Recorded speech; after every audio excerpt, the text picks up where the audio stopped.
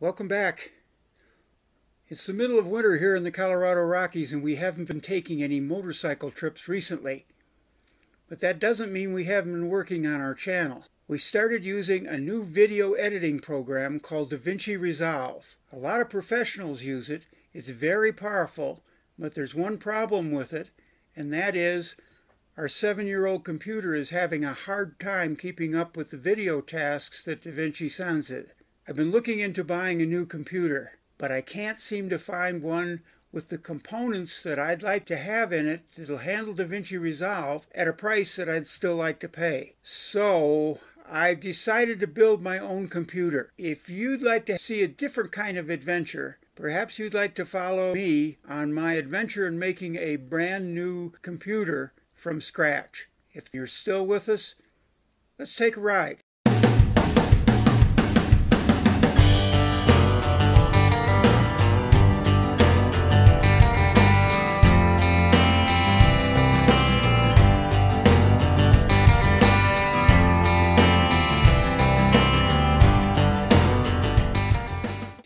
Okay, where to start? I was lucky enough when I started to do my research to run into a company called Puget Systems.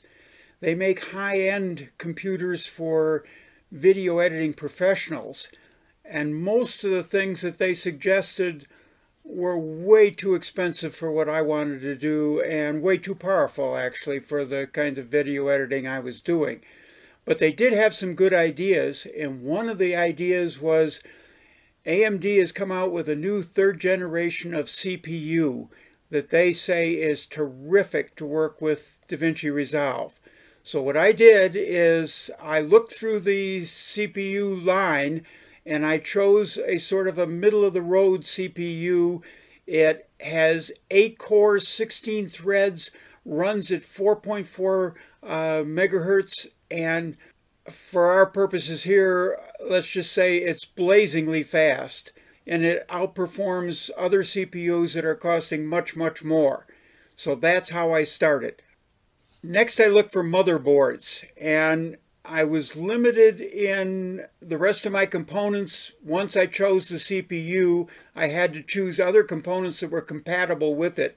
So I chose an Asus X570 motherboard.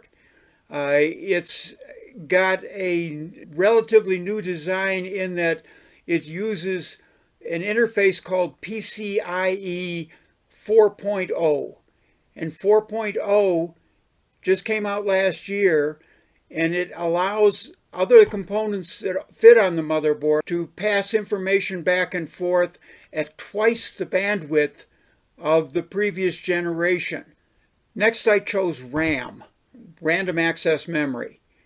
In my case, I wanted to make sure I had RAM that was compatible with my CPU and ran fast enough and had enough memory that my CPU never ran out of information to process. So I chose the G.Skill, I believe it is, Trident Z Neo 3600 megahertz RAM to keep that CPU working all the time.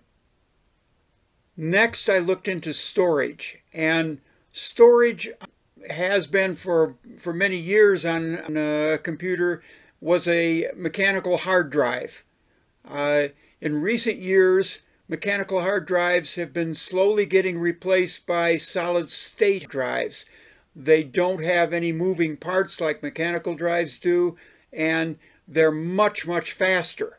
The problem is they've always been way too expensive, and it's only recently that they've come down in price enough for me to even consider them. I splurged a little bit and I got an NVMe M.2 solid state drive. This is a drive, it fits directly on the motherboard, so it moves much faster, plus it works with the PCIe 4.0. DaVinci Resolve uses the graphics card more than any other video editing device. And so I had to get a good graphics card, but the graphics cards are the most expensive part of the computer. So I spent a lot of time agonizing over that, and I ended up with the Gigabyte 5700 XT. It's also a new design as of last year. It's rated very highly in all the benchmark tests that were done on it, and I'm giving this a try. It is not the high-end graphic cards that could cost 2, 3, 4 times as much money, but hopefully it'll do the job for me. We'll see. Okay, it's taken me weeks and weeks of research. Started working with some components, disregarding them, and starting with other components, looking for the best prices of components before I finally came up with the components I'm going to put in this new computer.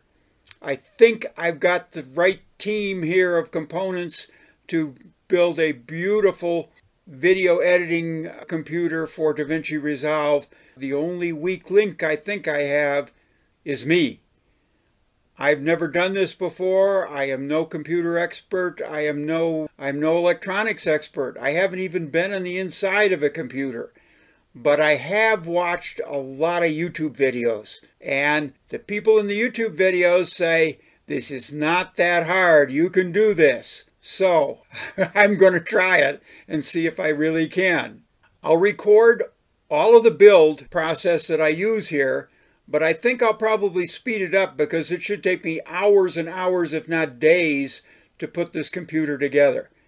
But I will, when I get to the end, before I press that start button, I'll make sure that we're in the video, and if I'm successful, the computer will start and I'll be able to really start making some beautiful videos out of it. If I'm not successful, well, we'll see. As Shia LaBeouf would say, let's do it! Just do it!